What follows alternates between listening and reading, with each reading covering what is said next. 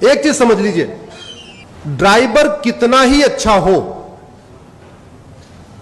अगर गाड़ी घटिया है तो यात्रा सुरक्षित हो सकती है क्या? जोर से बोलिए जरा। ड्राइवर अच्छा हो लेकिन गाड़ी घटिया हो, यात्रा सुरक्षित हो सकती है? मिस्त्री अच्छा हो लेकिन बिल्डिंग मटेरियल खराब हो, घर सुरक्षित हो सकता है? डॉक्टर अच्छा हो लेकिन दवा घटिया हो, शरीर स्वस्थ हो सकता है क्या? ऐसे ही शासक कितना ही अच्छा हो, कितना ही मेहनती हो, कितना ही ईमानदार हो, कितना ही राष्ट्रभक्त हो, लेकिन अगर कानून घटिया है, न्यायिक व्यवस्था जो है कमजोर पड़ गई है, तो याद रखिए न माओवाद कम होगा, न नक्सलवाद कम होगा, न अलगाववाद कम होगा, न धर्मांतरण कम होगा, न जिहाद कम होगा, न मजहबी उन्माद कम होगा, न कट्टरवाद कम होगा, न घूसखोरी कम होगी, न जमाखोरी कम होगी, न मिलावटखोरी कम होगी, न कालाबाजारी कम होगी, न नशा तस्करी कम होगी, न मानव तस्करी कम होगी, कुछ भी कम नहीं होगा। जो समस्या भारत में है वो अगर अमेरिका में नहीं है, तो क्या अमेरिका के राष्ट्रपति हमारे प्रधानमंत्री से ज्यादा काबिल है, ज्यादा मेहनती है, ज्यादा ईमानदार है? नहीं। डिफरेंस क्या है दोनों देशों में? कानून। That's it. केवल और केवल, केवल और केवल। और याद रखिए, अगर आप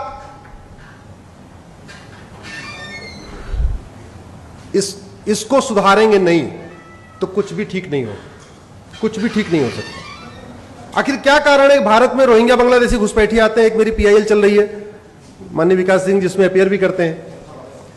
2017 में मैंने पीआईएल फाइल किया था कि भारत में 5 करोड़ रोहिंग्या बांग्लादेशी आ चुके हैं। ये रोहिंग्या बांग्लादेशी अमेरिका क्यों नहीं जाते? सिंगापुर क्यों नहीं जाते? चाइना क्यों नहीं जाते? फ्रांस क्यों नहीं जाते? भारत क्यों आते? क्योंकि हमारा कानून घटिया है। हमारे यहां 1946 का फॉरेनर एक्ट चल रहा है, वो फॉरेनर एक्ट एकदम टीथलेस है, उसमें कोई दांत नहीं है। उन सबको पता है, बाहर वालों को, कि यहां घुस जाओ, एक बार घुस गए कोई दिक्कत नहीं।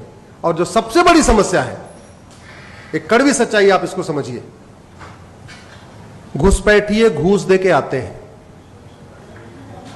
घूस दे के आधार बनवाते हैं, घूस दे के राशन कार्ड बनवाते हैं, घूस दे के बर्थ सर्टिफिकेट बनवाते हैं, घूस दे के ड्राइविंग लाइसेंस बनवाते हैं, और घूस दे के वोटर आईडी बनवाते हैं।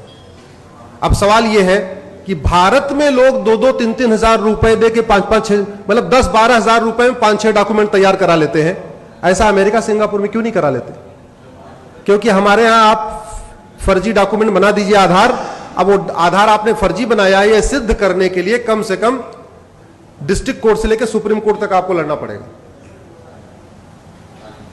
हमारे यहां लोग फर्जी पासपोर्ट बना के क्यों, कैसे दे देते हैं? फर्जी ड्राइविंग लाइसेंस, घर बैठे बैठे ड्राइविंग लाइसेंस मिलता है कि नहीं मिलता? घर बैठे बैठे और वोटर आईडी आती है, घर बैठ के आपके आधार आता है, घर बैठ के आपका राशन, सारे डॉक्यूमेंट कैसे आ जाते हैं? इसलिए मैं फिर से कह रहा हूं कि अगर आप वास्तव में इस देश को सुधारना चाहते हैं, हम चाहते हैं इस देश में रूल ऑफ लॉ हो, इस देश में कानून का शासन हो, तो सबसे पहले हमें कानून बदलना पड़ेगा, और जिसकी कोई लागत नहीं है, जिसकी कोई लागत नहीं है। कानून बदलने की कोई लागत नहीं है। हम हजारों करोड़ रुपए खर्च करके हाईवे बना लेते हैं, हजारों करोड़ रुपए खर्च करके एयरपोर्ट बना लेते हैं, हजारों करोड़ खर्च करके हम रेलवे लाइन की बिछा लेते हैं, लेकिन हम कानून नहीं बनाते जो फ्री बन सकता है। 1 लाख करोड़ रुपए खर्च करके आप हाईवे बनाएंगे, ज्यादा से ज्यादा उसमें 1 करोड़ लोगों को बेनिफिट होगा। 1 लाख करोड़ रुपए खर्च करके आप मुंबई दिल्ली का एक्सप्रेसवे बनाएंगे, उस पे 1 करोड़ लोगों को फायदा होगा, उतने लोग चलेंगे। लेकिन आप फ्री में अच्छा कानून बना दीजिए, 140 करोड़ लोगों को फायदा होगा। भारत में जुडिशियल रिफॉर्म खर्च करने पे ज्यादा से ज्यादा 10,000 करोड़ का खर्चा आएगा, मैक्सिमम 10,000 करोड़। इतना तो हमारे देश में चुनाव के बाद लोग मुफ्त में बांट देते हैं। कोई कलर टीवी बांट रहा है, कोई वॉशिंग मशीन बांट रहा है, कोई जो है मंगलसूत्र बांट रहा है, किसी किसी राज्य में अलग अलग, कोई किसी राज्य में लैपटॉप बांटा जा रहा है, किसी राज्य में स्मार्टफोन बांटा जा रहा है, कुछ न कुछ फ्री में बांटा जा रहा है। ये कितने दुख की बात है। हम आजादी की 75वीं वर्षगांठ मना रहे हैं। हमारा थाना आज भी अंग्रेजी कानूनों से चलता है, हमारी तहसील आज भी अंग्रेजी कानूनों से चल रहा है, हमारा जिला आज भी अंग्रेजी कानूनों से चल रहा है, हमारा हाई कोर्ट आज भी अंग्रेजी कानूनों से चल रहा है, हमारा सुप्रीम कोर्ट आज भी अंग्रेजी कानूनों से चल रहा है। हम इतने सक्षम नहीं हुए कि हम अपना कानून अपने हिसाब से वर्तमान रिक्वायरमेंट के हिसाब से बना ले। मंगल पे जाने की तैयारी, चंद्रमा पे पहुंच गए, मंगल पे तैयारी चल रही है, बड़े बड़े रॉकेट लॉन्च कर दिए, लेकिन मैकाले का बनाया हुआ 1860 का इंडियन पिनल कोड हम नहीं बदल पाए। मैं अभी अमेरिका का फेडरल पिनल कोड पढ़ रहा था, तो मैं उसमें कंपेयर कर रहा था कि जो घटना उदयपुर में हुई है, अगर यह घटना अमेरिका में हुई होती तो कितनी सजा मिलती। हमारे इंडियन पिनल कोड में एक धारा है 302 मर्डर, पति पत्नी को मारे तब भी 302, भाई भाई को मार दे तब भी 302, सड़क पर रोड रेज हो जाए तब भी 302, आतंकवादी मार दे तब भी 302, एक बिस्वा जमीन की लड़ाई हो जाए, मर्डर हो जाए तब भी 302, 10 बीघे जमीन की लड़ाई मर्डर हो जाए तब भी 302। हमारे पूर्वांचल में कहावत है, सब धान 22 पसेरी। जो लोग पूर्वांचल होंगे जानते होंगे। अमेरिका का मैं फेडरल पिनल कोड पढ़ रहा था, मर्डर की अलग धारा, बुचरिंग की अलग धारा, जेनोसाइड की अलग धारा, हेट क्राइम की अलग धारा, टेररिज्म की अलग धारा। तो जब मैंने कैलकुलेट किया तो पता चला कि कन्हैया को जिसने मारा उदयपुर में, अगर उसने अमेरिका में मर्डर किया होता उसको 550 साल सजा होती। अमेरिका में कितनी होती? 550 साल। भारत में कितनी होगी? आजीवन कारावास, फांसी नहीं होगी। फांसी हुई क्या पिछले 20 साल में? बताइए। याकूब मेनन के अलावा और अफजल गुरु के अलावा किसी को फांसी हुई?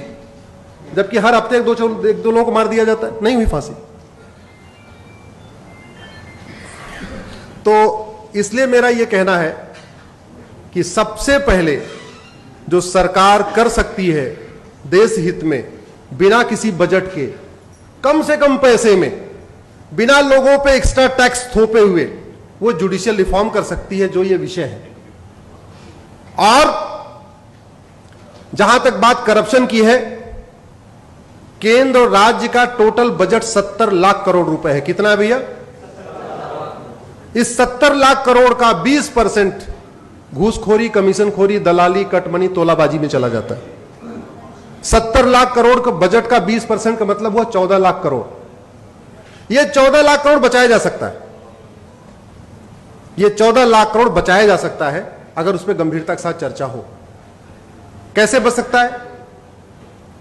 सरकार 80 करोड़ लोगों को मुफ्त में राशन दे रही है। इसका मतलब 80 करोड़ लोग पर डे 150 रुपए से कम खर्च करते हैं। सरकारी आंकड़े बताते हैं कि 110 करोड़ लोग पर डे 100 रुपए से कम खर्च करते हैं। तो भारत के 110 करोड़ लोग पर डे 100 रुपए से कम खर्च करते हैं, यानी 80% लगभग। जो 20% लोग 100 रुपए से ज्यादा खर्च करते हैं, उनके पास एटीएम है, पेटीएम है, भीम है, यूपीआई है, डेबिट कार्ड है, क्रेडिट कार्ड है। तो फिर ये 500 और 2000 की नोट किस लिए? जो 20% लोग 100 रुपए ज्यादा खर्च करते हैं, उनके पास सब है। जो खर्च नहीं करते, उनको 2000 नोट की जरूरत नहीं है। अगर हम 100 रुपए से बड़ी नोट बंद कर दें तो 25% भ्रष्टाचार तुरंत खत्म हो जाएगा, तुरंत खत्म हो जाएगा। और भ्रष्टाचार खत्म होने का मतलब 25% भ्रष्टाचार खत्म होने का मतलब 25% घुसपैठ खत्म हो जाएगी, 25% धर्मांतरण खत्म हो जाएगा, 25% अलगाववाद खत्म हो जाएगा, 25% आपका खालिस्तानी अलगाववाद खत्म हो जाएगा। सभी जितनी देश विरोधी गतिविधियां हैं सब 25% कम हो जाएंगी, क्योंकि कोई भी देश विरोधी एंटी नेशनल एक्टिविटी फ्री में नहीं होती, सब बाकायदा पैसे से होती है।